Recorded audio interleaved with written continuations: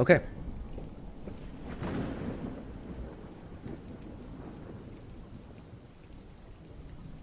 Alright, hey guys, making this quick video on stream. I don't want to have to record off stream, so this is going to be Dark Pact for mapping Beserker class. I'm going to do a couple maps here just so you guys can see what the gameplay is like. I think it's very important to, before you even watch a video or decide on a build, to take a look at some gameplay and then see if it would even fit your playstyle. So I'll do a couple maps first just to show you what it looks like, and then we will talk about the build. Okay, so overall, build felt pretty good. I chose it just because it was new. Ooh, Arachnitude Nest. And I was like, which one of the skills fits my playstyle? Well, this can go pretty fast. It's a hit. It's an AoE. So that's a plus already. It looked like it was decent AoE, which is why I chose it. Chaos is a cool mechanic, right? Can't be reflected, which is like super nice. So I was like, I'm just going to go Dark Pact to start. And it's been okay. There were some rough moments earlier in leveling, which we'll talk about. But now it's gotten to the point where, for me, comparing it to Vol Fireball, Vol Spark, 6 out of 10. Vol Fireball was like 10 out of 10, but what can you do, right? It's a new meta, it's life-based. Beserker is pretty decent ascendancy. So as you can see, this is just for mapping, just zooming around, killing some mobs, getting the loot, hopefully not running into a Harbinger, am I right? Because that slows down your clear speed by like 1000%. So as you can see, there's some Herald of Ice action going on. It's okay. I'm using the gold. That's where you see the shrines coming from.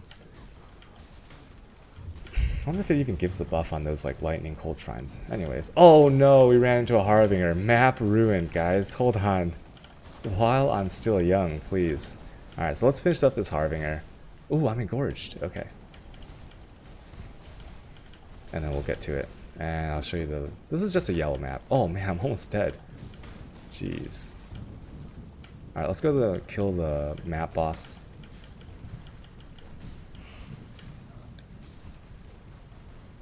Right here. Pop a little Vol. Oh, pop my Vol Haste too early. I guess this map isn't such a good example because the boss takes a few seconds to spawn in, which isn't that great, but what can you do, right? Where is he? There he is. So let's go back to town. I actually don't think I need to do another map to show it off. So I guess I'll just start talking about the gearing. So right now I'm using a Brightbeak and just a regular spell crit shield with life. Brightbeak is because this is the only place you can get a 50% more multiplier, right? It's so huge for mapping. The only thing you care about when clearing maps, if that's your goal, is attack speed, move speed, things that scale your mobility skill, which is shield charge. So big, huge local attack speed multiplier there. Also using Insanity Gloves. Insanity Gloves because 16% more attack and cast speed. You can't get that on any other piece of gear. This one's really bad. I rolled this myself in 2 Insanity Essences and I crafted life on it. So this will get better as well. These two are very important for mapping. I don't think there's a substitute as of right now. Okay. I'm using the gold because this is best in fun. You get almost every shrine has some kind of application to you. You get a massive shrine, you get the AoE buff, you get a life buff, and because Dark Pact scales off of your life as well as like the regular chaos spell damage, all that, getting life is like a double benefit, so that's great. Resist Shrine plus 3 max res, that's really OP. Acceleration Shrine once again leads to map clearing. What's the other shrine? Regen Shrine is probably the least useful because you have leech for mana anyway, so you don't need mana regen. And the Regen Shrine you can't regen because I am using Vol Pact. Other than that, shield is just so I can shield charge. I'm going to crit base build, so I wanted a base level crit. Right now it's at 43.95%, which is, it doesn't feel good compared to what I'm used to, but it is passable. Diamond rings for the crit as well. That's the only reason. Just get life, resist. There's nothing fancy here. Later on, you can use Essences of Envy to craft your own diamond rings, but I don't recommend this because they're expensive and super RNG. Rather just buy these later into the league, maybe a month into the league. Should be pretty expensive, but obtainable. Biscos, when you're mapping, you're looking for loot, right? So this quantity roll is the only thing that matters. Get a Biscos with as high of quantity as you can. or depending on divine prices, maybe buy the cheapest one and then divine it yourself closer to 100. The rarity doesn't matter at all. Best in slot would be, I guess, I would use this and a +1 frenzy charge corruption for more damage and attack speed, but that's unbelievably expensive right now, can't afford it. Chest, you have a couple options here. For mapping, I think the only option is Carcass Jack. Although with the AoE nerfs, every point of AoE you get is worse than the point before. Okay, it's area squared now. So Carcass Jack though, if you add up enough extra area, for example from the shrine, from the chest, from a dying sun later, which I don't have right now, it does make it noticeable. So I went for the area. Also, since you don't have that much spell area damage on the tree, the 50% flat is really nice. So this one I bought it for 40C, used a few hundred jewelers on it, then a couple hundred fusings to 6-link this myself. Carcass Jack will go down in price a lot. If you want the more, if you want other options, you have the Covenant. It's a pseudo 7-link, you can try that out. Also Cherubims, but Cherubims is, I believe, weird colors, so good luck chroming that, but you can definitely try it. Boots, just regular 30% increased movement speed boots. That's the most important because once again, move speed scales your shield charge, and so you want the max possible there. Just regular life resists. Boots will be pretty easy to upgrade as the league goes on, right? And eventually I will want an enchant on these boots that is 16% attack and cast speed. It's so nice because Dark Pact already has like a very fast cast time, and then it has spell echo. So those boots will take the speed to a noticeable higher level. Belt, eventually I'll get a headhunter, maybe even like I'll try out the wretch, maybe, but for now just your regular easy to buy belt for less than like a few C, life, couple resists, whatever. Maybe you want like flask charges reduced or increased flask duration if you can get it on there, but not that big a deal. What else? Let's talk about substitutes, I guess. Some more substitutes because I talked about it for the chest. In the helm, you can just go life, resist if you can't afford the goal. For some reason, the goal is like non-existent this league, and what's going on is it's like 10 exalts, 8 exalts, something like that. I bought this for 2.8, but yeah, this is going to be like really insane. What else? Oh, this. Okay, some people don't like Brightbeak. So if you don't like Brightbeak, you can go a Breath of the Council if you want. You can go an Apex Rage. Let me just show you here. Apex Rage, I have 2 in the off slot. It's not because I actually use them. It's only because I have like the blue sockets for leveling, and I have them just in case, right? So I'll just show you something real quick. Dark Pact DPS and Hideout. Let me turn off my heralds because that's probably a better baseline. Okay. DPS and Hideout with a Brightbeak and a shield that has spell crit on it is 38.2. When I switch over to 2 Apeps, it becomes 73.6, right? And that's because on average, this has about 80 flat chaos damage on it. Dark Pact doesn't have a less multiplier to damage effectiveness, which means any damage you add to this is at 100% of the value. Okay, that's incredible. So, and then once again, I'll show you this. Right now I'm using Ink AoE. If I use Conk Effect, in Hideout, no auras, no buffs, 57.3. If I switch to Apeps, I'm at 110.6. So this is another option you can go. Apeps are pretty cheap. I think the last I checked, they were like 6 chaos maybe. And at levels, I think you can use them at level 62. So that's another option if you do not care about shield charge. But for mapping, I think there's no substitute for this kind of movement skill. Right, so that's about it. Talk about gems, gem setups. In here, this isn't right just because it's impossible to color these gloves with the chromatics I have right now. So the gems are going to be as so. Shield charge, doesn't matter the level, it doesn't matter the quality. I keep it low just in case I can't use it later for whatever reason. I had some bad memories of like not being able to use this when I took off pieces of gear, so I just keep it low. Faster attacks, the best will be 20-23. Because you get an extra 1.5% attack speed on there. Not leveled up yet. Fortify, the level doesn't matter. The level is damage. What matters is the quality. Quality affects how long it's up. So you want any level Fortify, but 23% will be best in slot here. Increased area of effect, this is max. Whoops. forgot to GCP this down. Thanks for checking, guys. Appreciate it. Oh, look at that. Best in slot for this will be Culling Strike, not Ink AoE. Okay, don't use Ink AoE in here. Culling Strike level 1 at 23% quality will give you, I believe, 11.5% increased attack speed. And so Culling Strike isn't for the cull, it is only for the bonus attack speed. And so every little, if you guys don't know how more multipliers work with attack speed, it's the same as damage. It takes everything you have on your tree, your jewels, etc., and it multiplies it after it's all added. So every little bit you can get is great. Weapon, I have a defensive setup, so cast when damage taken. It goes, a little tidbit is cast when damage taken goes in clockwise order, so leftmost, upper leftmost will always get cast first. Not that it matters for this, but just something to note. Warlord's Mark and Immortal Call. Warlord's Mark sometimes gets me more endurance charges, and then it makes this longer. Very useful for porkies or things that were unexpected. So this is defensive setup.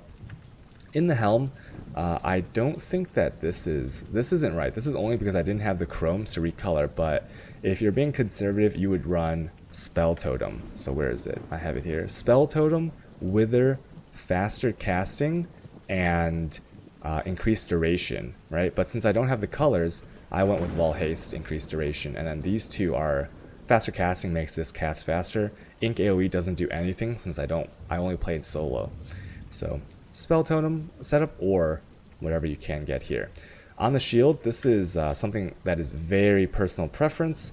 Personal preference in the, what I mean by that is I like AoE, I like my skills to look good. So Ice Bite is in here, it just adds a little bit of juice to the Herald of Ice. You probably shouldn't use this. And then this you definitely shouldn't use. Ink AoE is to make my Herald of Ice look bigger. So Gore Herald makes the Herald of Ice AoE initially look bigger, and then Ink AoE like makes it feel, it gives it a little bit more juice. Ultimately, Ice Bite does have a purpose, even if it doesn't provide frenzy charges most of the time. I'm getting most of my frenzies and endurance from Deirdre's elixir. This is just so you get a tiny bit more AoE on the edges. At the edge of your Dark Pact, there is a chance that it'll explode the mob. The Herald of Ice will add a couple units of radius on top of the max Dark Pact radius, which can be helpful. Also helps with cleanup inside the radius. So good cleanup skill right here. I definitely wouldn't change this out for anything. Next setup is my Curse on Hit. So Herald of Ice was not very good at generating frenzies, nor was it good at generating power charges. So I use Assassin's Mark, Curse on Hit, Summon. Oh, that's not right, but that's just what I have. Assassin's Mark, Curse on Hit, Herald of Thunder is the base links, and you will almost never run out of power charges that way. On Hexproof, you won't get it, obviously, but on Hexproof, I once again have Deirdre's. So that's the links there. Once again, you can change all these around depending on what your bases are. Some bases obviously will have harder chances of getting colors than others, so use that accordingly. What else is there to talk about? Flasks. So I have Diamond here, Chemist, just so I can use it more in certain situations. The warding is really important. Now there's a bug. It might be a bug, it might be intended, where warding flasks remove all curses from the map on your character. So if you go into a map with Temp Chains Enfeebled, you pop this and you will no longer be Temp Chains or Enfeebled or any other curse, which also gives you the bonus if you're really risky. If you don't have capped Ellie resistances for yellow or red maps, you can run a warding and you don't even need to worry about that if you can keep it up. And at the lengths that you have this on for, pretty OP. That's why I have that. Sulfur is just because I don't have a Dying Sun yet, and so this is bleed removal. Bleed's like kind of scary in this game now. I've been killed by bleed a few times, so I have a bleed removal. The prefix isn't correct. I'm just like poor, so it should be a alchemist or a chemist depending on what you want. This shouldn't be changed. It's always going to be an alchemist.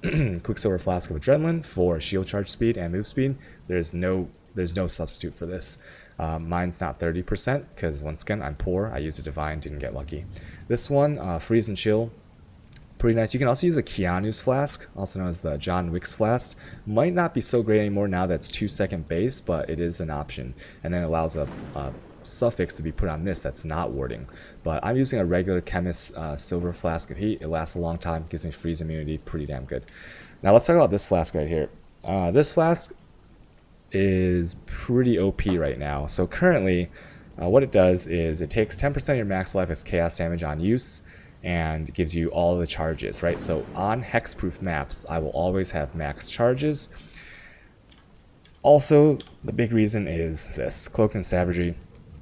If you take 15% of your health as a hit, okay, and this does count as a hit, you get this for 4 seconds, which is so OP. So basically, you use this flask and you get 50% damage, 100% leech, 25% attack speed, which once again is clear speed, instantly, and you can fill this up between packs very quickly. It's amazing. You might be asking, like, how do you get that? Well, it's only negative 40% cast res, right? So you're only doing 14% of your health, but you have negative 40% here, so 1.4, and then you have 10% increased damage taken here. So I don't know the exact math. I could be like really small, non-glowy brain right now, but it adds up and it does work, okay? So really overpowered flask for 1 chaos. And that's that. Skill points in terms of leveling. Did I talk about leveling yet? No, I didn't. Leveling, I leveled as Dark Pact. Level 1, I took Ground Slam. And this is like the level 20 tree right here. And at level 12, I switched to Sunder. It felt pretty good with some axes. And then I went up here, right here. Then I went here. And then I connected this way into Shadow Life here. And then from there, you can go whatever you want. You can go more life and crit and chaos here. You can go Witch Super Cluster right here, which is, I think, is what I did. And then you can fill out the rest of the Scion life wheel. Leveling was pretty easy. You will have to use a life flask.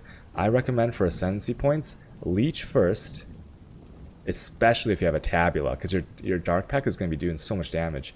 And then Crave the Slaughter, then Aspect of Carnage, then lastly Cloaked and Savagery. That's your priorities there. Variations of this build, you can go life non-crit based, but I don't recommend it because crit is so near to the tree that you'd be getting anyways that you should be going crit if you're mapping. Okay, there's no reason not to go crit. Other than that, final thoughts on the build. It's okay. It's for me it's 6 out of 10, but I'm comparing it to things that I'm used to. Gearing was like really cheap.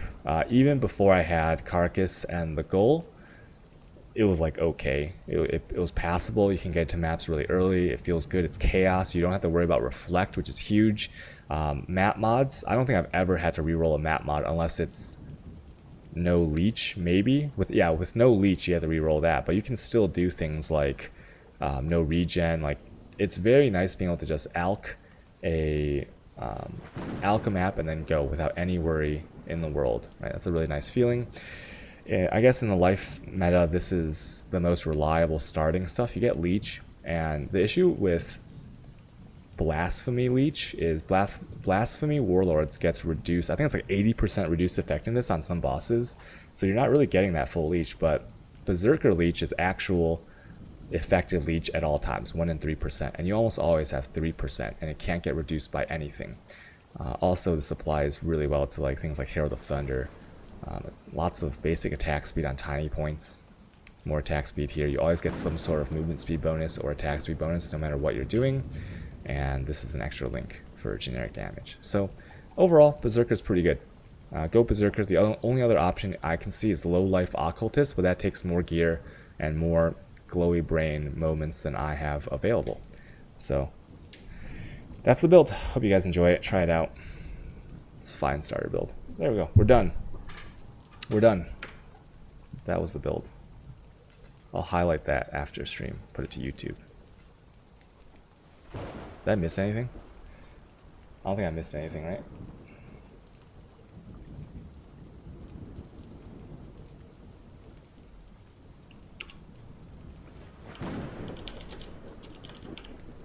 One take wonder.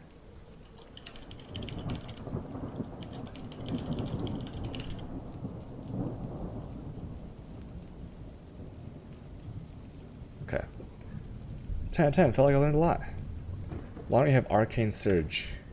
Oh, I didn't I didn't talk about my links in Dark Pact.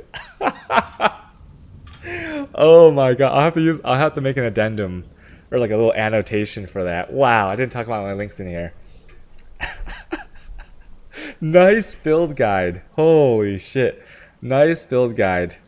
Alright, no, alright, we gotta do it all over. Yo, we gotta do it all over again, guys. Small, non-glowy brain. We'll do it live. The one pump chump. Go ahead and do another one take.